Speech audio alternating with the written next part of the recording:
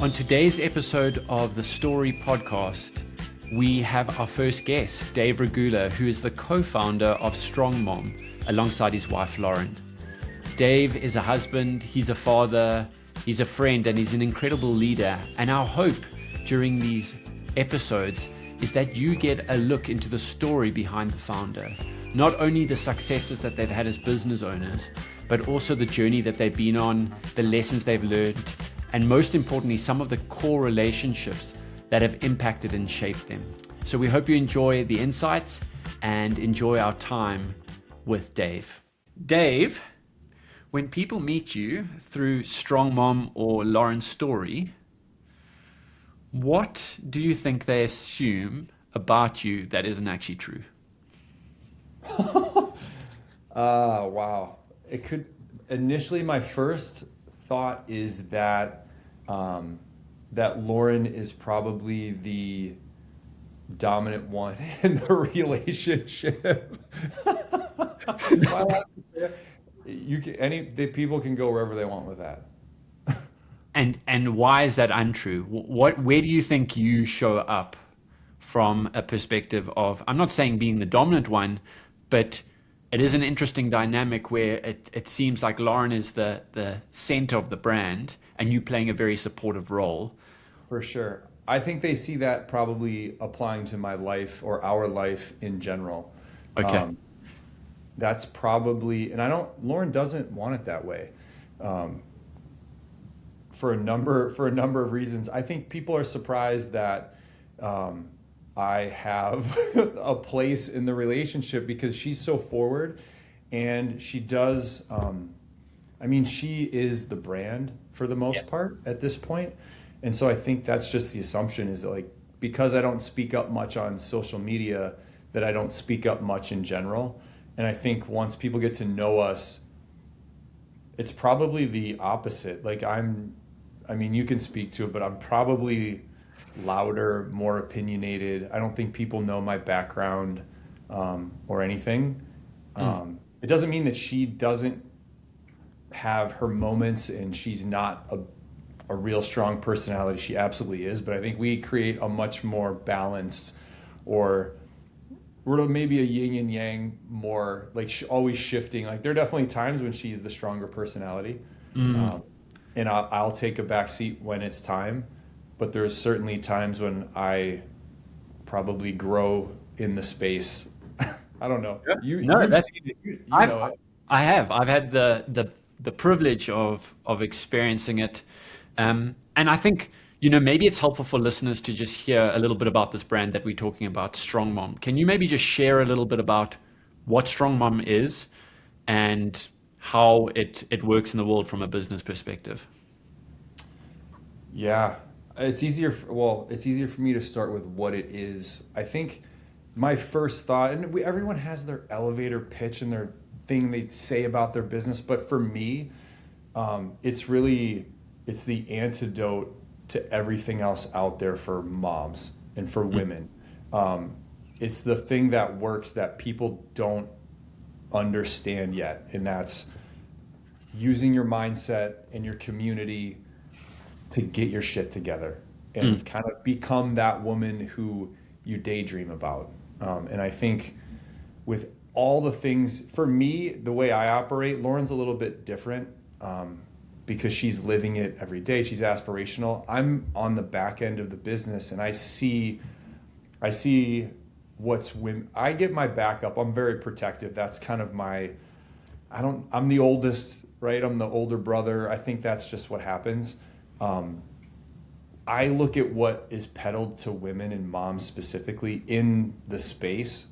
And I think part of it's Lauren and I, we've done this for 20 years. Like we've lived it, we've grown through it, we've seen trends. Lauren has used the tools herself to get back to the Olympics and win a medal.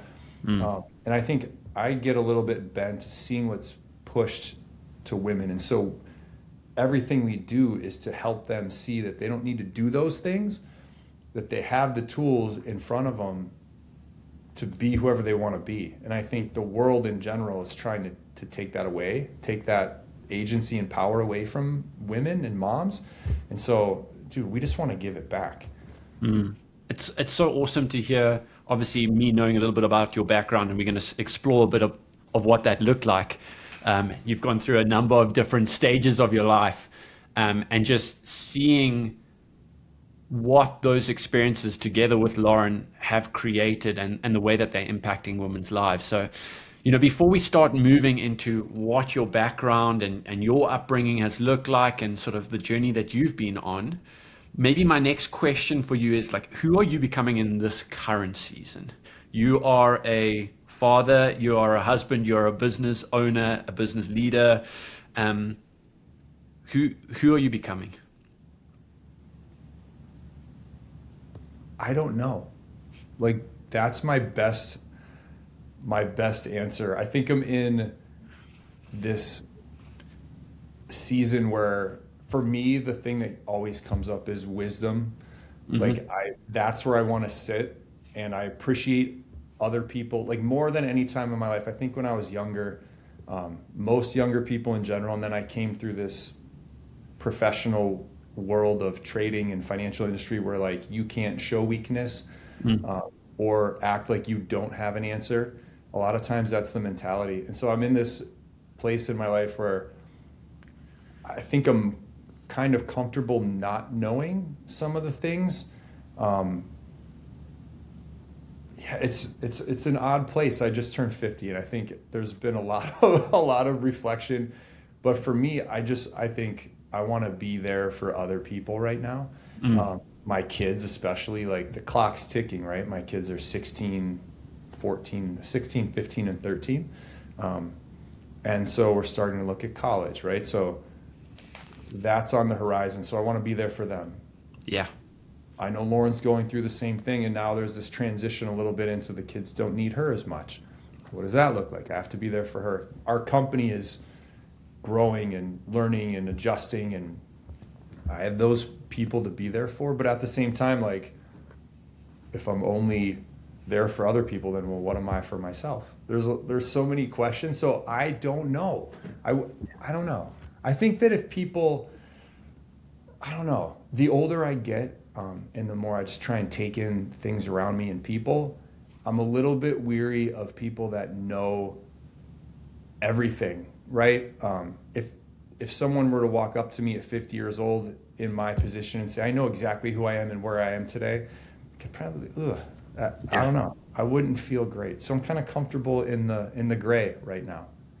Have you always been like that? I mean, I Oh, think from I'm just thinking about your journey. You are a college athlete, a football player, went to Dartmouth. You then went to the trading floor in Chicago. Like you spoke about this competitive, fast-paced, quick decision making, feeling like you need to know it all, to moving into this new space where I'm experiencing for the first time too as a father, where you just don't know it all, as well as a husband and doing that well. And we know the differences as men and women and how we navigate those things. And I know you've navigated a lot of those things.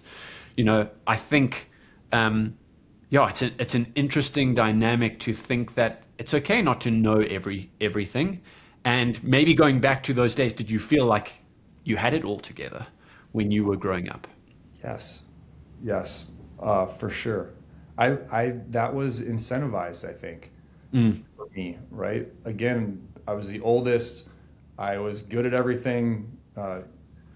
Like anybody that's the older sibling that excelled and was lived in like achievement culture in the 80s and 90s of that time period, like yes, figuring things out on your own, like that was my life. Um, but I think it's been great. I've had these moments where when I left and broke out of that matrix of the financial space and then started my own business, with a gym, which is not a great business. It's a great place to help people mm, and to work and live, but financially, it's a really hard business. Um, to kind of go through those moments where the things that you thought that you knew or could do don't work, and then mm, that puts strain in other places in your life into your marriage. because things are totally different, like having to work through that, Lauren going back to the Olympics and leaving me with the kids for 6 straight months, and the business, like there's just been a lot of like, I feel like any time in my life where I've thought I've had the thing nailed, the universe comes back to show me that I don't, and to teach me the lesson. And I'm continuing to learn these lessons. Like, and it's been, I wouldn't have it any other way. It's been horrible at times, right? Like having your vision of the world like shattered. Like I have everything together, no wait, I don't. Like it's tough. It's tough for people. And I think a lot of people go through it and don't explore and aren't open to being wrong about it. It doesn't always work. It doesn't work out for everybody. Like marriage is a perfect example. Like look at how many, everyone knows the stats are the stats. 50% of people get divorced, and then the other 50%, how many are truly happy? I think to experience some of that joy, you have to take your licks, and you have to get beat up. You can't ignore it, right? And so I think that's what it's been for me. I don't know. Sure. Going back to this thought of like, I don't want to say the pressure, but you have achieved a lot in your early life, with going to Dartmouth, playing football. From what I understand, you probably had an opportunity to go and do investment banking in New York, and you chose the trading floor. And I'm trying to better understand, like, is that, what was valued by you at that time? And like, as you start to think about life now, do you feel like people actually know the real Dave, or are you still trying to show off the capable Dave?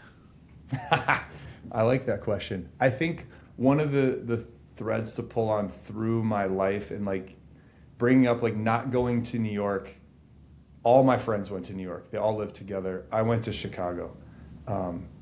I just feel like there's always been a little part of me that's wanted to do it my way.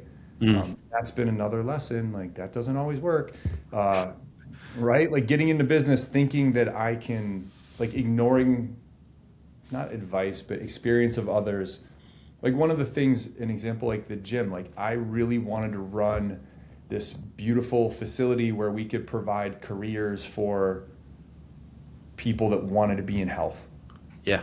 Like pay them that way and provide benefits and things like that. And anybody that's in that space knows that that's not really, the business model doesn't support that. But sure. I tried to prove that it could, to the detriment of like my own situation. And I think that's been my life a little bit. Like I want to achieve and be super successful, but on my terms. Which works and it doesn't work all the time, but as far as honestly, there's getting to know me. There's a little part of me that's like, I don't care. Like, the people that are I've always been. It's funny because one of my kids is the same way, and I totally see. That's one of the beauties too of kids, right? You can see like your patterns, which I think is learning about yourself. But I'm a very small group of friends person. Like I don't have a lot of people that I talk to, but the ones I do talk to, I'm very close with. I'll share anything with. And so I love meeting people. Like at our events, I love being on stage with Lauren and talking to everybody and sharing in the moment. But I don't like wake up in the morning and like, man, people think I'm like the feeble husband, quiet. I don't care. Like, you know what I mean? Like, yeah. I know what Lauren thinks. I know how my kids see me. I know my best friends, my brothers think. Like, I'm good. Yeah. Amazing. I mean, tell us a little bit about what is exciting you about building this business with Lauren at the moment. Wow. It's super interesting for people that are in my seat. There's like 7 out of 10 days it's really exciting, and 3 out of 10 days, like everyone jokes about running your business, but like there's 3 out of 10 days where I'm like this is really hard and not necessarily stressful, but just like, it's like when you were a kid and you took a math test, but you didn't know the answer and you just stared at the paper and your stomach started to get upset. Like that's what it feels like on those days. But I think honestly, when I think about our events, or we do our team pulse on Monday, and Jenna reads, like we highlight one of our clients every week to our team, like hear the difference that it really is making, like truly,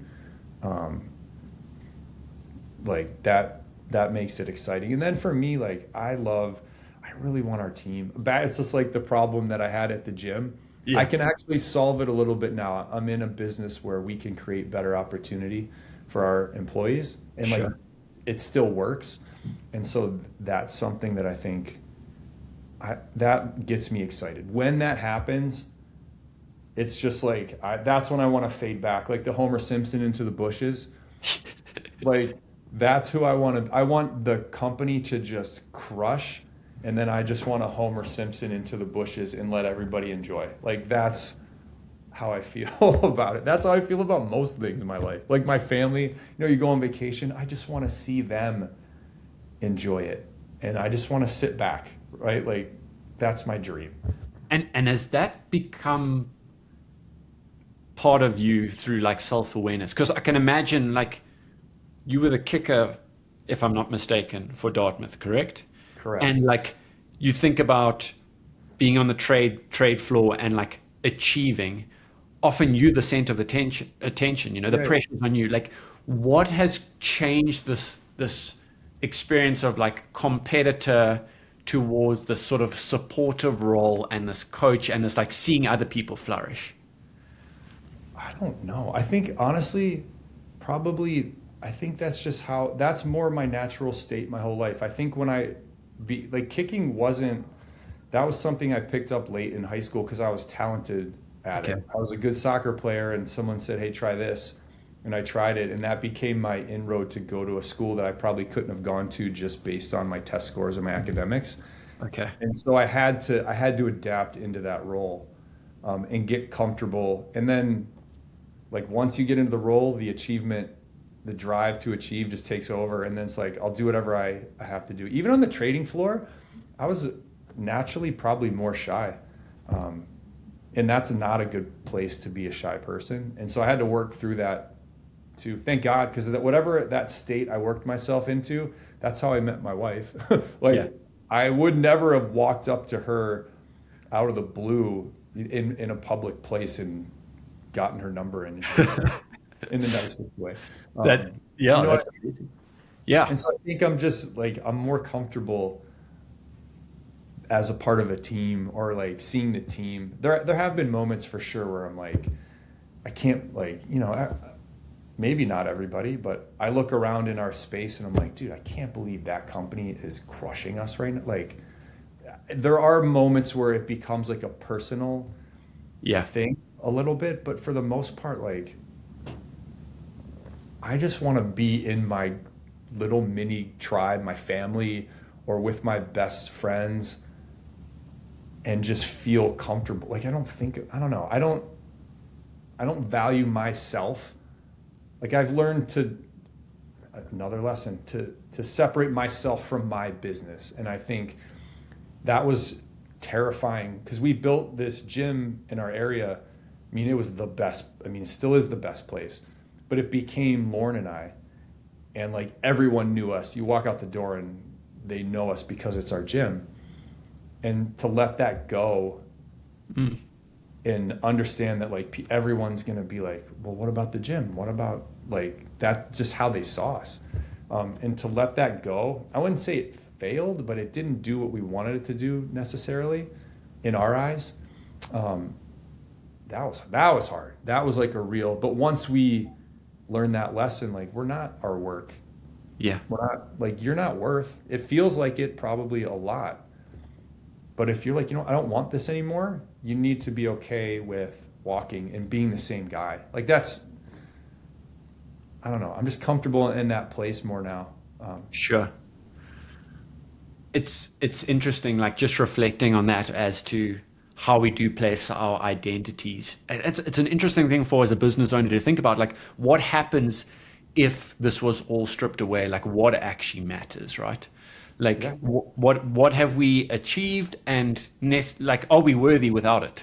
Yes. And it's hard. The two parts that are hard is like now it's like this age of personal brands, right? Yep. And so it's like even harder to unwind it. And then I promise you, every everyone that is in an online business knows, and it could be them, it could be us. Maybe we have a blind spot, but you know people that in real life they aren't the person that's put out in public, right? And so Yeah. like then how do you like when people just meet you in person and they're not seeing the same thing, there's an incongruence there, which I don't understand. That's maybe one of the reasons why we've done well. Like Lauren is literally everyone that meets her is like, oh wow, you're the exact.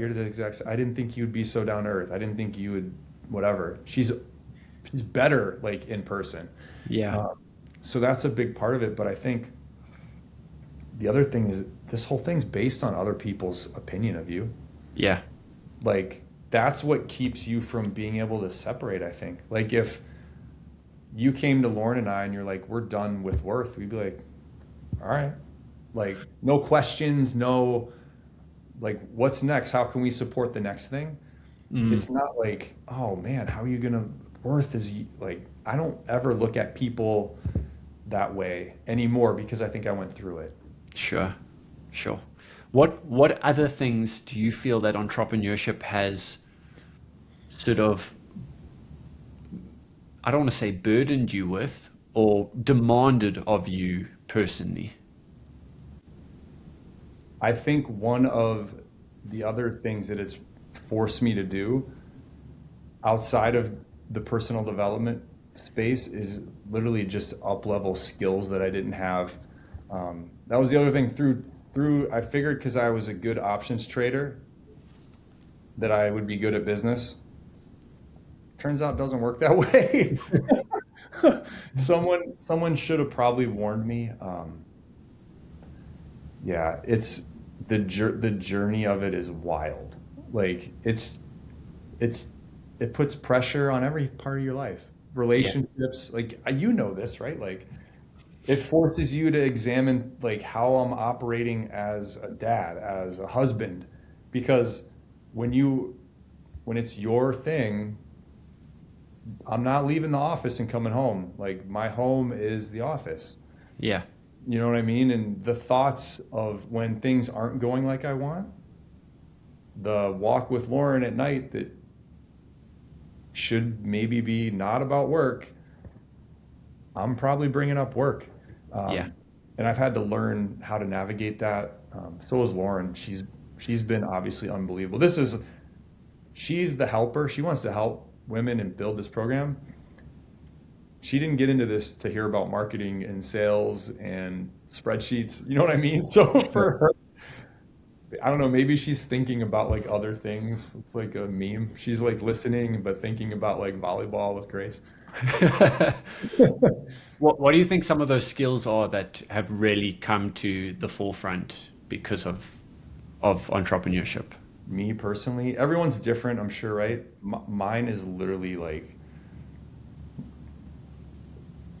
budgeting, Yeah. like things like my mentality, it was a strength as a trader to make money.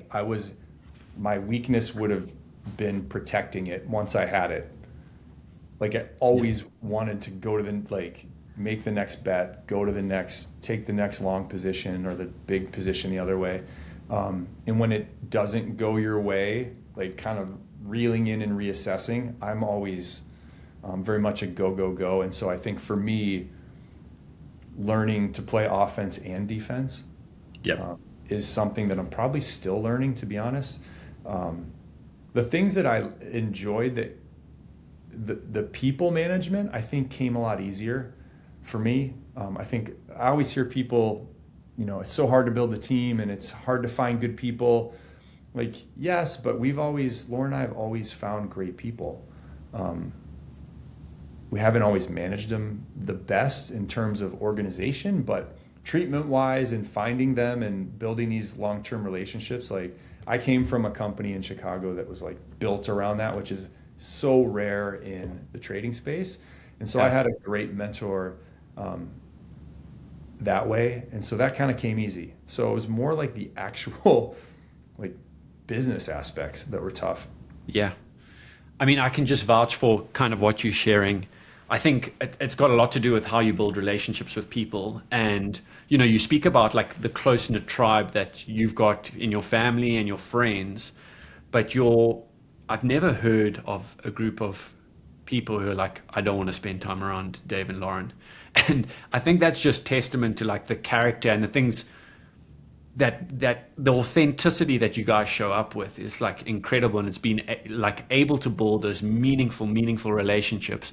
Whereas, you know, like you said, there's this optimism in entrepreneurship that you are living out, maybe based on some of the experience you had in the trading space, and maybe also from a sporting background and like wanting to win, that you've learned through some of the trials and tribulations that come with entrepreneurship. I suppose, like, you know, you've been doing this for a little while now. What would you be encouraging young entrepreneurs to be doing to learn these lessons, or sort of some sort of advice that you would share with young entrepreneurs? That's hard. Part of it's because I don't feel always so comfortable giving advice. I don't feel like I've won the game yet, and so it's hard for me to give advice. I think the first thing that kind of comes up for me is like, go get in there and mix it up and be in these tough positions to learn. Like, I don't think no one could have told me, because people did. They tried to warn me about, you know, the gym business and ways to do things, and I ignored them anyways. And the only way that I learned for me was the hard way. I don't know if all entrepreneurs are those types of people who are like, I'm gonna go figure it out. But I think sitting on the sidelines and being worried is not the way to figure it out. Then I would say listen, like, find your small group of people or person that you can talk to and listen to, someone that is wise. I think the other thing in the space, especially like the online business space, is like people gravitate towards like it's funny. I listened to a Cole Gordon podcast. We've worked under his, you know, mastermind or group in the past, and there's all sorts of different people in there. But he said something that I thought was interesting. He was talking about your offer, and he said, you know, we in the business say that, you know, basically you can be half a moron. If you have a great offer, you can have a 10-figure business. And I think in the space, people choose who they follow by the amount of money they've made or that they're showing that they make, right? And I think that's a mistake. We've made that mistake for sure, kind of falling for it, because you don't know what the back end looks like. They could be out of business in a week. They're not going to show you that. And everyone's scenario is different. That guy over there doesn't have, we talked about this earlier. If you don't have kids, like, no offense to anyone that doesn't have kids, the reality, and I say this with peace and love, you and I are in a different place. Yeah. We just are. And so the way that my life and business need to run is different than yours. And so finding people, I think that, like, start with your life first. Find the people that have a life that is intriguing to you, not just a bank account that's intriguing to you. If that makes sense. Yeah, that's powerful. I think listening to, also just considering, like, what does success in life actually look like for you? You know, I don't think you can't have it all. You can't have, or at least not at the same time, you can't have a business that requires 100% of your time when you've got kids at home and you're wanting to be a present father. No, the goal's never, I want to love my business enough to happily put whatever time is necessary into it. The goal, it's at some point, and this is the hard part for anybody that's done this and had ups and downs. I know some people don't have the downs, but most do. I think like during the ups, I've had those moments where like I've felt completely at peace. I've had, the time and space and income comfort that I wanted. And so I know what it's like. That's kind of, I want my life to feel good in terms of happy to contribute to the company, but having as much time and income and freedom that way to do whatever I need to do with my family. Yes. Yeah. Like the family part, the only stresses in my life are that they're around my family. Like, is there going to be a scenario in the future where they need something that I can't provide? Yeah. And who knows? I don't know what the future holds, but I want to insulate myself, and I don't say that just in a financial time. That's not it at all. Always the reality is that's a big part of it. Yes. Right? But if I can't spend the time with them and be present, not just time, but present time to like have moments, any wisdom that I've accumulated from other people, at least to share the experience of that with them, like that has to happen. That's my goal. And then to just be able to watch, like I said earlier, if they're going to go to college, or right now they're in high school, they're playing sports, they're with their friends. If I can just have a life where they are at our house constantly with their friends, I don't have to be involved. Maybe I am. But just to be in the kitchen when the kids are hanging out with their friends, that's heaven, right? And to just be able to do that as long as I can. Like whether they're in college, go chase them around. Like that's my goal. That's why this has to work. Absolutely. Yeah, it's giving you the freedom, and I think the investment in the kids, like, what do we all actually yearn for? If we think about our life at 60 or 70 is like our kids want to come home. They want to come home and spend some time with us, and they still think that that's a great use of their time and the relationship that we're building with them. Yes, that's it. I don't know if you saw this. There was a billionaire. He was one of the billionaires that you've never heard of, which are the best, right? They have some gigantic manufacturing company or something. And they asked him, he's probably 75, like, and his whole thing was like, if your kids don't want to come home and hang out with you, nothing is worth that trade-off. Yeah. It's just fascinating. And this guy has everything financially. Like that's still the thing. The thing, sure. What is it like building a business with your wife? It's so simple and straightforward. There's never arguments. It's, it's fun. I think I'd be curious what Lauren would say. There's one of our favorite moments when we were doing the gym, because I worked like around all men in the trading industry. Like I mean, obviously I'm like madly in love with my wife, and so I like time with her. We're doing the gym and it's stressful. It's not really growing. And I remember we were on a road trip somewhere, and like, I love working with you. Like I love it. Mm-hmm. And she was like, thanks. Like that was it. And I'm like, oh God. Like in the early days, like when it wasn't working, she tried to quit. Like seriously, like I'm not doing this anymore, quit multiple times. So it's been a massive learning curve for us with that. But I think I still love it, just because like she's my person. Like if I'm going to talk to someone about whether it's that or the weather, like she's the one I'm going to talk to. And so I don't know. We've learned how to kind of keep it over in its place. It doesn't wreck things. Yes. It's not simple. It would be a lot easier probably to come home from a job and be able to bitch and piss and moan about, that's what people do. I used to do it in Chicago. Yes. Have a bad day and you come like vent for 10 minutes and then move on to like regular life. You don't get that when you're both doing the same thing. Sure. And what boundaries have you put in place in order to ensure that home life and business life are ultimately separated?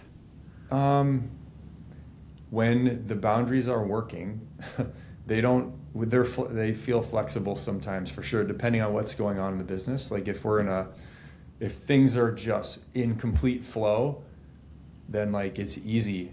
It's interesting because those are the times when it's fun to talk about it. Yeah. You don't mind. But when it's more of like if there's an issue internally with the team or an unhappy client, like those are the things that we've learned to try to not talk about like later in the day. Yeah. If we're at a game, we're watching the game, we're not talking about that. Yeah. But I think we've both gotten to a place where we can tell the other person to kindly shut the fuck up. You know what I mean? Like, not now. And if Lauren says that to me, I'm like, oh, you're right. Like, I know. Like, I know to trust her and listen to her. Awesome. Yeah. I mean, it's about creating those spaces and understanding and listening. What do you think this business relationship has sort of stretched or revealed for you in your life? That's a great question. I think probably I didn't know as much as I thought I did. Yeah. Which is that I think the business has run parallel to my personal development. It's kind of a corny term, but like just in life, I think I thought I had a lot of things figured out. Like I was in the matrix, and just not just of like the traditional sense of like the work, go to college, get a job, save all your money, retire, then have fun, all of those stories.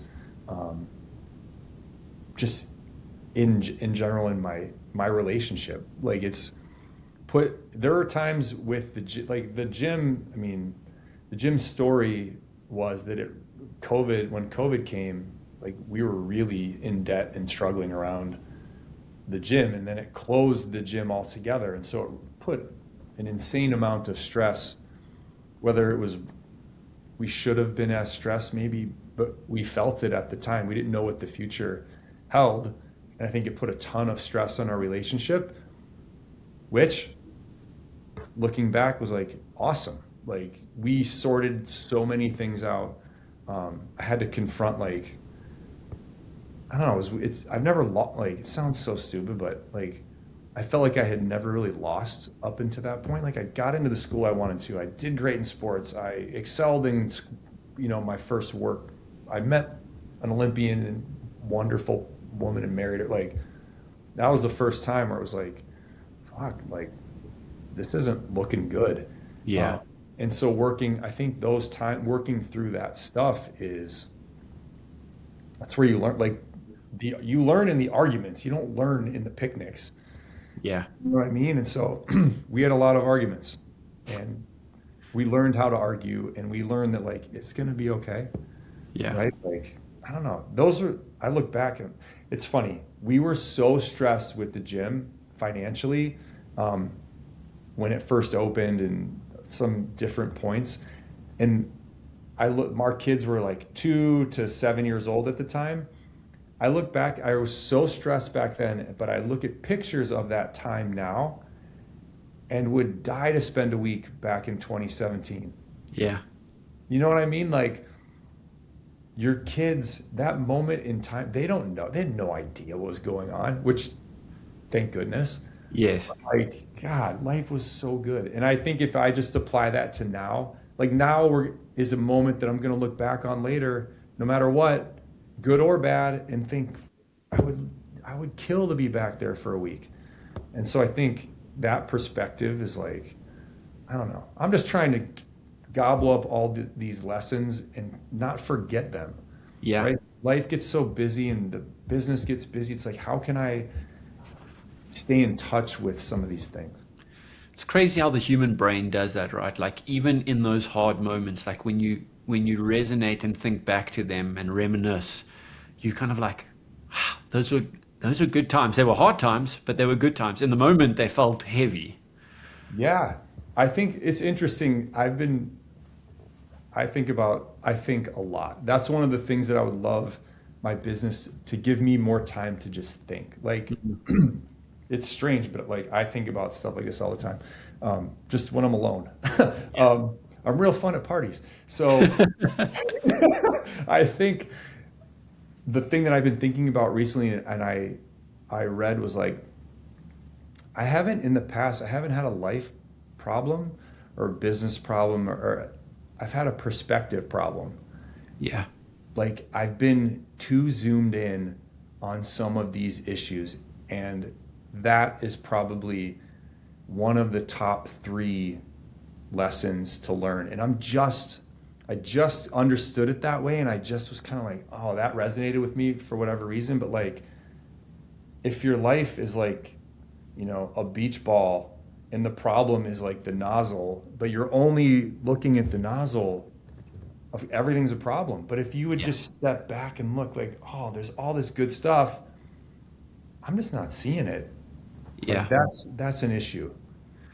I kind of, it also reminds me, just like thinking about some of the sort of routines and traditions that you put into the business. Like I find it so important for specifically entrepreneurs, but people in general, to just be a little bit more reflective. Like you speak about each day, or each week, resonating with a client and their journey and being like, wow, look how far this person's come.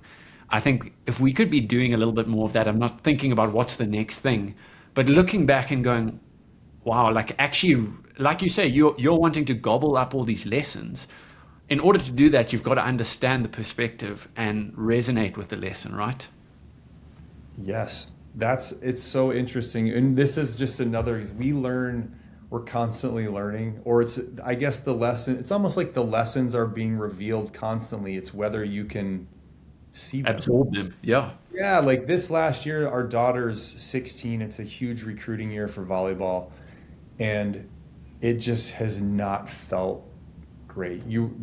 As a parent, there's worry. Is she going to get the opportunities that she thinks she deserves, or we think that she could achieve? And is she going to be happy? Like that's the biggest concern, is that your kid's going to not have a chance to do something or experience what they want. Are they going to be devastated? So it's been really stressful. And we find out in less than 2 weeks, it's like the opening of contact with the college coaches. And so we've gotten some, word from some. They can kind of reach out, but it's whatever. And some amazing schools, like the best academic schools. And she nerds out like me. Like, and so Lauren and I had the conversation with Grace, like, if you would have known 8 months ago that this would be where we ended up on the day that you talked to schools, wouldn't it have felt amazing? Like, yes. Yes. Yes. But that whole journey, you're so concerned and worried. It's just part of that lesson for us is just like, trust that things are going to work. Like, Yeah. And when you look at the evidence, like look at your life, when you look back at some of the work experience that you've had, it's been tumultuous. Yeah. And there were moments of like, wait, what? Your world just shatters. You don't know what's going on. But like, you've always evolved and thrived and gone and done well. Like that amount of evidence that you've created, why can't we just trust that? Right? Like for me and Lauren, it's like, I told her recently, like, look at our track record. Like we should feel great no matter what. Right? Like, We've always made it work. It's always worked out for the best, even if it didn't feel that way in the moment, right? Yes, yes. And if we could just zoom out and realize that sometimes, and be like, dude, we would enjoy the day so much more, Yeah, yeah, that's powerful. Before, like, I shift gears a little bit, sort of back to your beginning. There's something like that's resonating with me with the gym. There's like something that feels really, there's a feeling about that gym, track athletics. Like, you left the training floor, you started the gym, and I'm not saying you don't feel this way about Strongmom. I think, it has a new space and a new maturity maybe as a business. What is that feeling that like I hear when you express those days in the gym, and what did it create for you? I think the connection to people was really like, I don't know. it was the best. Yeah. It's like, it's a little bit of, it's like the feeling that we get from our Strong Mom events now. Like we leave those 3 events like over the moon, just fulfilled. I think full is like the way everyone that leaves and has a chance to experience it. And that only happens because you build the relationship through the rest of the year, that in person it really thrives. But like Yes. every day, just, it sounds super corny, but like you're creating maybe the one of the best 1 or 2 hours of that person's day, and we get to be there, right? And all we have to do, like for Lauren, for me, I'll speak for myself, like I love, again, back, like for whatever reason, maybe it's because I'm the older brother, what I like helping. Like I feel like responsible, and if I know I can help. And it honestly, the other part was like, talk about feeling for me, like I have been in the gym space and coaching like as an athlete forever. So that was like, I could do that in my sleep. Yes. You know what I mean? And I feel like being able to, I don't know, I love, this is going to go against everything I said earlier. I just love being around people. Like, I think it was like a safe, I don't know. You know what it is? I don't like surfacey bullshit. If I can, like, I told someone recently, I would rather talk to, and maybe it's because I'm getting old. I think this happens. I just talk to everyone. Like when we go out in public, like I just like talk to the person in front of me in line. Like I feel like that's what like old people do, right? Like we used to make fun of like our friend's dad who would do that. We're like, dude, what's your dad doing right now? Like, look at your dad. Now it's me. But Yeah. like I get more out of that interaction and actually asking a genuine question to someone I've never met, or on a plane or whatever that looks like. Sometimes I like those interactions more than like the person who you see, you know, at the pool that you kind of know, but you don't care enough to really get deep with them. Like I Yeah. can do without those. I just need genuine connection. And I think that's the gym. We got to know people because you see them 4 days a week for an Yeah. hour. You start to, I know what their kids are up to. Like I'm asking the question that probably people don't ask. Yeah. You know, what was that like at your, at your kid's game, or how'd this thing go, or that, and they give me a real answer because they trust me. Like Yes. that's where I want to be. That's why the gym was great. And I think everyone that works on our member side at Strong Mom, they feel that, like they love that, and they love that interplay between like the people that work for us and with us, like behind the scenes on coaches meetings, like they're having those conversations, like Yeah. we need connection. 100%. I mean, that's what I'm sort of being curious about myself at the moment. Like, what makes those special moments, right? Like, what we do at Worth is very much focused on the financial lens and the tangibility of that. But what really lights me up is being able to connect with people like you, like when we get on calls, like, I want to know about your life. And it's also, we've spoken a lot about return on experience and like experiencing moments, be they mundane at a gym every morning or be them at a concert or something where you're like, man, I'm sharing this moment with someone, and we have like you spoke about, we have that trust, and Yes. like there's a desire to go deeper and to know this person more fully, which I think is just and it's just so awesome to like I can feel that from you across this video of like that gym was a special place, and still is a special place, and how you carry that forward into Strong Mom too. The thing that I think is interesting, I love this quote, to be interesting, you first have to be interested. Yeah. And I think like for me, Lauren always gives me shit all the time. Cause I literally, like Megan came over to our house, she stopped by, and I interrupted 20 times asking about like growing up in California, or like, I'm just so curious about other people's experience, where it can probably be annoying for them. Like if they first meet me, like I don't know why. It's so interesting, some of these things to me. And I think that's part of when people answer me and they think for a second, right? There's nothing worse than like, oh, how's work? Oh, it's great. Like all that dumbass. Yeah. I don't do that. Um, the And one person that's listening that I do that with is probably like, oh God, they don't like me. I mean, something about that is a gift of curiosity, and also going back to the conversation where you have your tribe. You don't really care what anyone else thinks. You're deeply interested in that person, but if you want to ask the questions, you can ask the questions, because surface level isn't going to do it. Yeah, it's interesting. Part of it's, I think, age. Everyone, on some level, everyone cares what other people think. Yeah. But I think as I've gotten older and gotten really close with a small number of people, like, and you also read about, like Lauren was in Michael Gervais' book, right? Like Yeah. literally it talks about fear of other people's opinions and that stopping you from doing things. Like understanding that concept, not just having a feeling, is like, oh, that explains the feeling, right? Like, oh, we're wired to worry about what other people think. Like that's part of being in a tribe 10,000 years ago. Like you need to keep people invested in you, or you get outcast and your safety is in danger. Yeah. Right? So it's understanding what the feeling is coming from. And then like, I don't know, Lauren likes me. My 3 kids like me. Like, honestly, What else do you need? no, I'm like double middle finger to the rest. Like I'm good. I Tell don't know me, why. That's just how it hits me. tell me about, a lot about who you are is derived from your upbringing. Like, what did your home feel like when you were a youngster? Wow.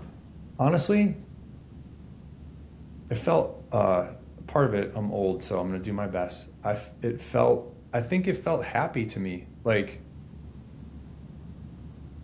it wasn't.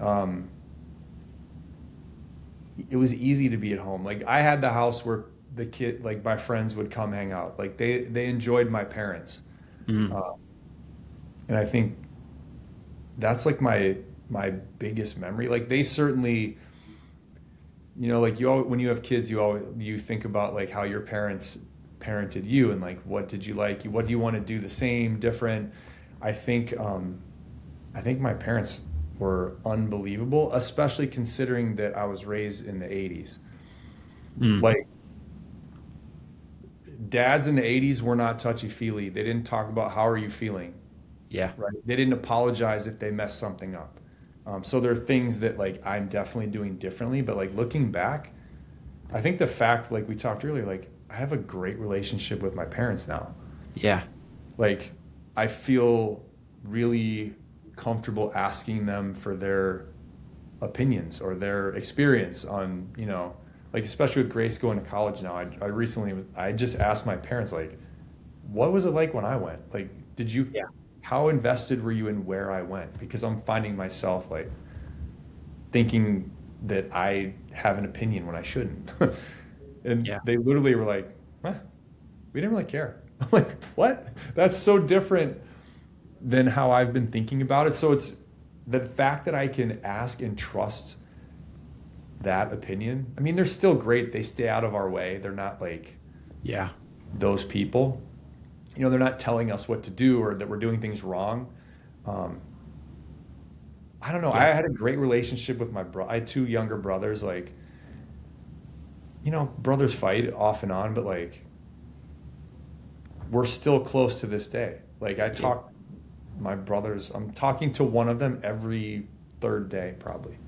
Sure. So I've, Which is often unique, right? Like not everyone has that experience, and I agree. I didn't realize that. Like that's all I knew. You know yeah. what I mean? And so, yeah, I loved. It was it was competitive, and I was, but it was wonderful. Tell me about that competitiveness. Like, what did success look like in your family? Dude, to me, I can't. I was an asshole probably when I was a kid. Just that competitive side, like I would not let my brothers win ever Like if like my brother Eric, my middle brother, was a really good tennis player. I never played tennis. He was 3 years younger than me. I'm like, oh, I'll beat him at tennis, right? He beat me, and I remember taking all the balls, getting up to the net, and serving them at him on the other side of the net, like where he was back against the fence, like playing dodgeball, because I could not stand losing Sure. to him. Like I had those moments, like, which kind of goes against my upbringing being like wonderful, but I think that was, I couldn't stand losing. I don't know why. My dad, I think, was very competitive, and probably like if you really wanted to like get deep into it, like I think that's like you always want to please your dad somehow, and there's a lot of that. But this is something for any parent to think about, right? Like there has to be a line. Some of that, like if you watch like I'm a huge soccer fan, obviously documentaries, but there are a couple good, like the Beckham documentary, which is big. A lot of people have seen. Yeah. He does not have a great relationship with his dad. Yeah. Like he was pushed. It made him great, but then he lost that relationship on some level, right? And so where's the line? And I think like it's useful being able to push your kid, and it's useful to a point, and then it's just determining where that point is. And I think I was probably pushed to a good point. I wasn't over because I always loved my dad. Yeah. And we Yeah. always had a good relationship, and we still do. Doesn't mean we don't knock heads, because he's stubborn and he always still wants to be right. But I think that was managed perfectly. It's a big part of our podcast is obviously relationship with dads. Like that's a lot of what this is looking at as business owners, success, legacy, leadership. Like how did that relationship impact your life? So maybe it's a good segue into like how would you describe your dad in 3 words?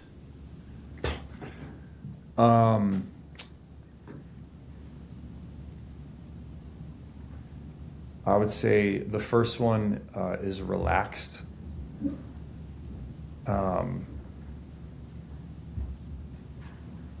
Probably relaxed. I think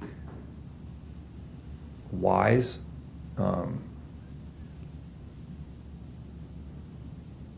Probably funny. Funny. Yeah. If I had to pick a fourth, I would pick caring. I think he might not think that. It's interesting when you start to look at your parents or your dad. I think the next level of like depth of thinking is not like, why did my dad do this?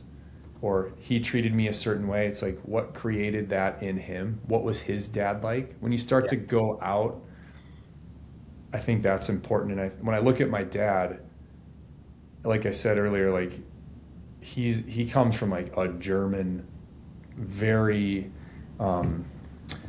not cold, but like I probably said 10 words to my dad's dad. Like he wasn't interactive with the grandkids. Not loving ever in a million years would you put that on the spectrum. And from a very like lower class family, like poor basically. Yeah.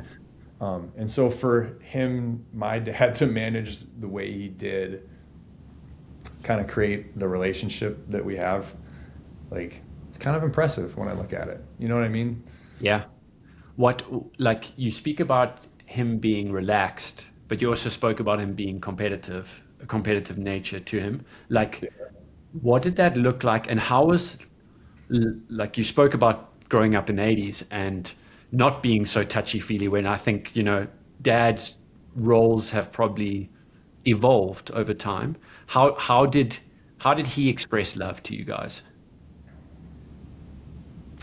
I don't know. Honestly, I don't remember. I didn't hug my dad, I don't think, until I was 18. That's kind of like my memory. Mm-hmm. And like, it didn't ever register. Like, I never felt like, oh, I need more love from my dad. Whatever Yeah. he was doing was enough. I don't know. Like, Yeah. and my mom obviously was there. Like my dad was a doctor. He kind of came from nothing and became an anesthesiologist. And my mom was a nurse. And then she just took care of us after a while, which was a lot. Volunteered everywhere and did all the things. But I think between the two of them, I never felt like I needed Anything more? no. And I think back then no one talked about it ever. And so it wasn't ever something that you would be like, I'm missing this thing. Because you didn't know anybody got that thing. You know what I mean? Sure. What would you say is the biggest moment where you felt seen by your dad, or him being proud of you?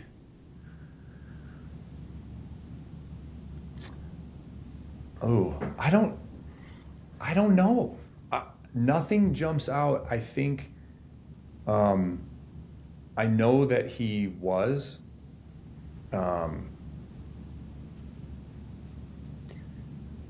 I think at some point it probably, for me, reached this place where I felt comfortable not needing him to be proud of me. Yeah. And so I just kind of released that.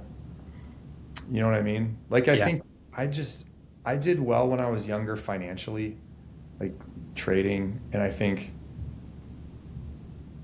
I probably felt like he felt good about that because he didn't have to worry about me, and whatever he kind of, the way he fathered me put me in a position to be able to support myself well. And I don't know. I think maybe with Lauren and the kids, that would be one place. Like Yeah. my kids love my dad. Like they're super, he's hugged my kids and played with my kids like in a way that I never did with him, like since Yeah. they were born. And so I don't know, I've always felt good about, I feel like he appreciates the way that I've, operated with Lauren and raised the kids. Yeah. What do you think? What did fatherhood change for you? As well as maybe reflecting on, did it teach you anything that you didn't understand as a kid about your dad? That's interesting. I don't, nothing. I think it taught me more about myself. Like that's immediately, like it's like a glass of cold water to your face. If you're somebody that thinks you've got everything figured out, Yeah. that was a big part of it. I think maybe because like the way you are with your kids now in this age is so vastly different in the States for us than I was with my dad. Mm. Like a good example is, like the school, whatever the school choir thing is, or, you're going to start to see, they have some big thing at school, twice a year. I don't remember my dad ever coming to those, but it just wasn't what dads did. Yeah. That they weren't at every game. And I don't know if it's better or worse. I'm at every game. Almost like I'm at everything, like, and I think that's a demand of dads now, and it wasn't always that way. Like I think the role has shifted.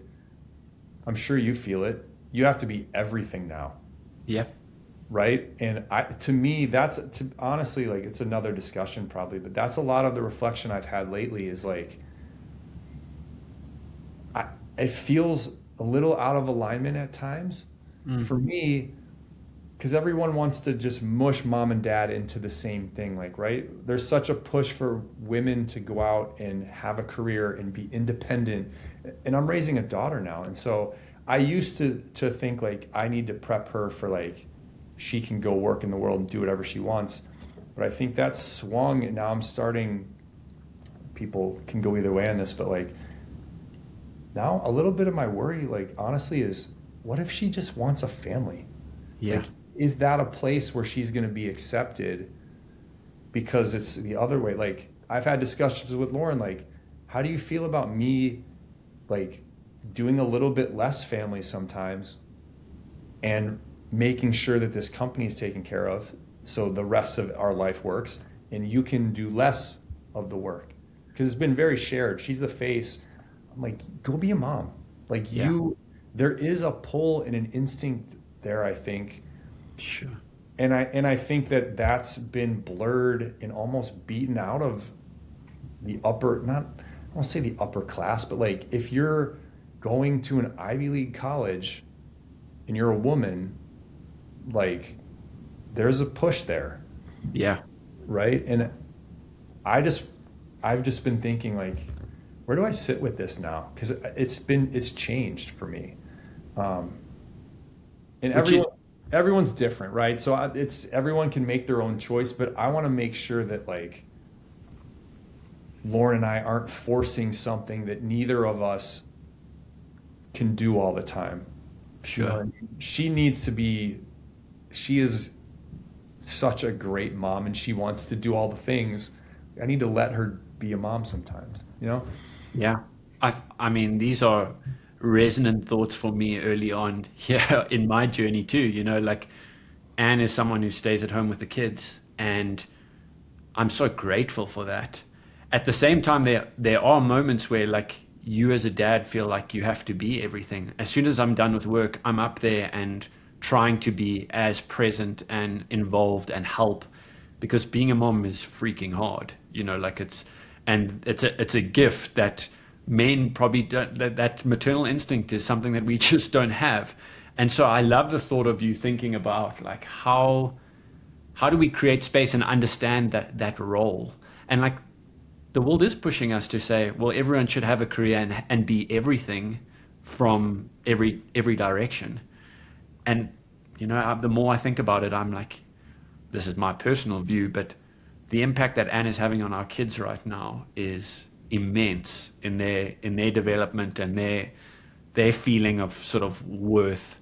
And so, you know, each to their own, but I completely agree on that thought of, like, we can't always be everything. We can't always be everything on both sides of the coin. It's impossible. And it's interesting because our program is for moms with careers.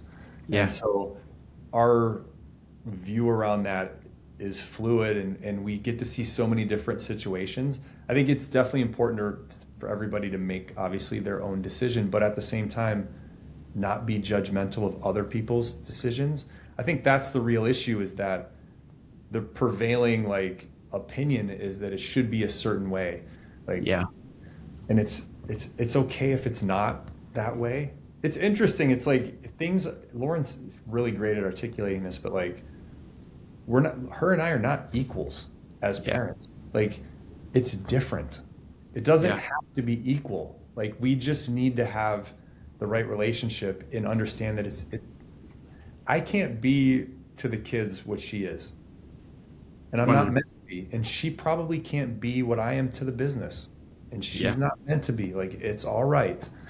So, yeah, 100%. I could do a whole conversation on just that, because I think as I'm getting to this age, like, I see, because my best friends are still from the financial industry, most of them. Those people that I've formed such a tight bond with. And so we're all going through this together, seeing what it's like and how it's shifting, because we all felt like we had to come home from work and go right into basically being mom part two. Like, the second we just got off of this grueling, physically exhausting day, you know, and so we're just kind of reflecting and looking back. And I have a daughter too, so how do I want her to feel in the world, you know? 100%. I mean, I'm grappling with this daily. I said to, it sometimes feels as a dad like you can't have an off day, like, because as soon as you get home, you've got to be on, and you've got to be there to support, and, you know, you're providing, and you're trying to be as involved and as emotionally there. And, like, it's like, is it okay if I'm just a little bit tired today? Like, I don't know if I can show up. So, but yeah, I mean, it's such a good thought. Obviously, also with two girls now growing up, it's intense, and just thinking through these things. You know, I'm a little bit further away from where you are, where we are thinking about colleges and what life may look like post that. A lot of the life is still ahead of us. So yeah, it can feel heavy at times. It can feel heavy at times. That's why you zoom out, huh? Exactly. Perspective. What, coming to the end now, just kind of thinking about leadership and legacy, like what are you wanting to leave behind? I don't want to think about leaving yet, but I think that's such a great question. I think I just want to leave behind people. I mean, certainly from a family perspective, people that are prepared and I guess centered and ready for the world. Yeah. Like and that doesn't mean that their lives will be easy. I don't want them to have easy lives. I want them to be prepared and resilient for whatever that life looks like. And however I can prepare them for that, there are multiple pieces to it. Outside of that, I mean, it's interesting to think about our business, like the effect that Strong Mom has had on a lot of women, and then by consequence, their husbands and their kids. Like, I love that.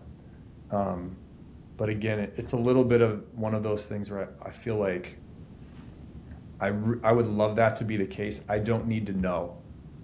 Yeah. Like I can go fade away and just trust that they feel changed, right? That ripple has started. Like I just feel good knowing that I need to be the pebble. I don't need to see how far the wave goes, kind of thing. That's it. It sounds crazy, but I don't spend that much time thinking about that. Yeah. It's interesting. You didn't think I was going to say this, but we haven't brought up Kanye yet. He actually said, someone asked him something about this, and his response really changed the way I think about this question. He said that that's incredibly egotistical to think, because he said, I want to create something that people remember. I don't want to be the person that's remembered. So he said, like, the stoplight, like, who created the stoplight? You don't know, but you sure shit know the stoplight. The world knows the stoplight, and it's helped traffic or life for all of us. I think that's how I maybe look at my kids. Yeah. Like, I just want to put the next thing out there that makes the world a little bit better place, because it doesn't always feel like it's trending that way. And maybe Strong Mom is one of those. That's kind of how, like, I don't want to be known for it, but I want that thing to go forward, if that makes sense. Going back to our conversation on, like, if the title of Strong Mom was stripped away, the impact would still be there on the people lives it's touched, right? And it's the same with your kids, being able to send them out into the world feeling like they are equipped to deal with whatever comes their way and make a difference in the lives of those around them. I think it's a powerful legacy to leave, right? You didn't think I was going to bring up Kanye. I didn't think Kanye was coming into this, but I'm glad you brought it up, because now I'm going to think about the traffic light. And in South Africa, we call it a robot, so it's kind of weird. Oh. Yeah. Maybe to finish off, I've got two more thoughts. Obviously, like I said, a lot of this conversation has been around your upbringing, and I don't know if you knew it was going to be so maybe intensive in terms of, like, trying to better understand who Dave is. We've walked the journey of this competitor, this provider, into someone that's become the support, the coach, pretty vulnerable, wanting meaning in life, and seeing that lived out through the people that he loves deeply. The one conversation we had was about your dad as well, and just like the impact that he's had in your life and how good that relationship is. If he were here now and listening to this conversation, what do you think he would be saying about you, and what would he be proud of? His first comment would be sarcastic, without a doubt, to tease me. But I think I think he would think it's the way I think about what I would want for my kids. Like, I think he would be happy that I've got a family that loves me and I'm successful enough to be able to enjoy my time with them. Mm. Like, I don't think coming from where he came from, it's never been about like financial success for him. He just wanted to be the best at what he did. And I think he would just be happy that he could sit here with me and be relaxed. And we have a good relationship. Got a little video for you. Oh, did you So I say was something? told that when I was asked to do this, that I could do either audio or video. I elected to do video because with just audio, David probably wouldn't believe it. So the question I'm supposed to answer is why I'm proud of David and what I'm most proud of. First of all, I have to say that I have three sons and I'm equally proud of all three. For different reasons for each one, because they're three different individuals, but all three. So specifically to David, I'm proud of so many things. He's always been the good son. He's excelled in school and athletics throughout his grade school, high school, college, which was kind of expected. But by the same token, he excelled in all those. During all that time, I never had to worry about the words wish or why. I never had to think, I wish he'd have done this, or I wish he hadn't done that.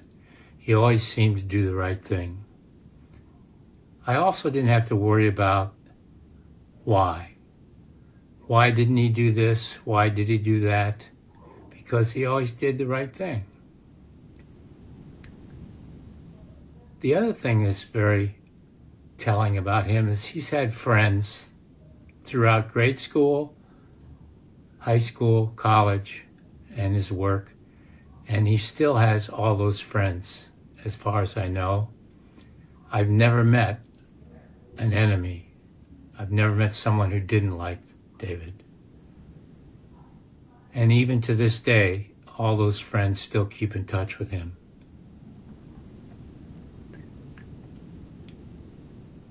So I'm proud of all those things. I'm proud of pretty much everything in his life. And since he's become an adult and all the sports and academics are in the background, I'm really proud of the adult he's become. And the biggest aspects of him being an adult that I'm most proud of is the father and the husband that he's become. It gives me nothing but joy to watch him interact with his daughter and two sons and his wife, Lauren. They seem happy. They all get along. And he's strict, but in a kind way. And it's just enjoyable to see that he's become a better father and a better husband than I ever was. And I assume that that will carry on through his children to his next generation. Now, I said I never had to think of the word wish, but there's one wish that I've had that he hasn't fulfilled, and that is he doesn't love golf as I do. He thinks golf is an activity and not a sport, but hopefully he'll come around in his older years and realize how much of a wonderful sport golf is, because I would really love to play with him. But that's the story of my son. He's never let me down. He's always been wonderful with my wife Ann and I, and I hope he continues on for many, many years.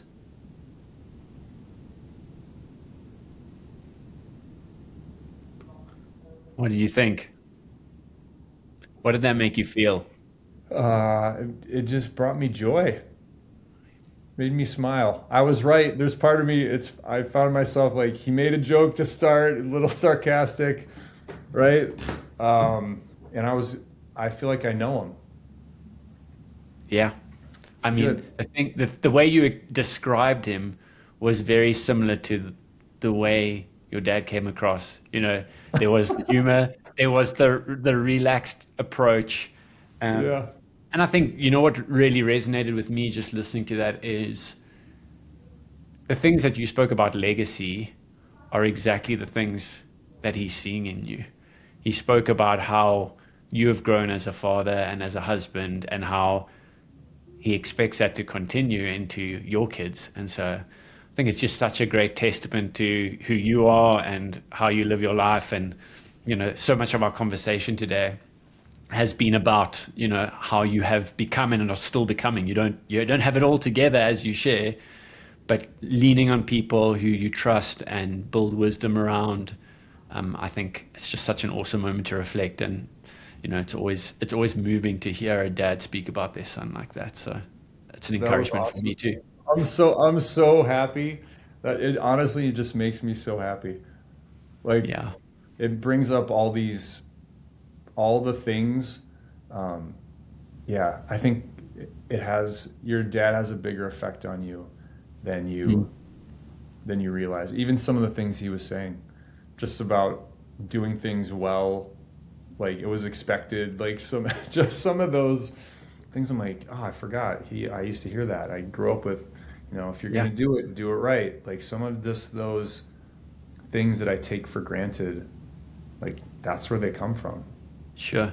And it And didn't come, sometimes, no, it didn't come from him.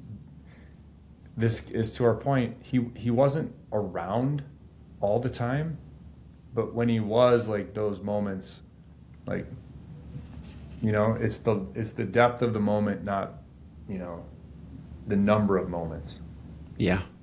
And it's interesting how those things resonate and sometimes live through you. Even as you get older, I think you become more and more like your dad in some instances, even if you say to yourself, no, I'll never become like that, right? Yes, that's the other thing that we spoke about, like seeing yourself in your kids 100% in my dad. Lauren lets me know, which is quite funny, but oh, that was awesome. It is. He's such a good speaker too. People love my dad, like Mm. my friends, like the people he worked with, like I think I take that for granted. But you're also living that out because people say the same thing about you. So that's a cool takeaway. That makes me feel, that's legacy. That's a piece. Like that makes me feel good. Last question to close it out is, I have fond memories of sitting around the campfire with my grandfather. And you know what I would want to think about is, what would you hope your grandchildren, maybe one day, should you be so lucky, what would you hope they would be saying about you around around the fire? Whatever they said, as long as they said it with love and a smile, I don't care. Like, I just want them to want to give me a hug. That's it. Awesome. Sweet. Well, it's been good to be together, Dave. Thanks so much for being open and honest and just sharing some of your learnings and your journey, and your relationship with your dad and other people around you that you love. Thank you. This was awesome. I really appreciate it, man.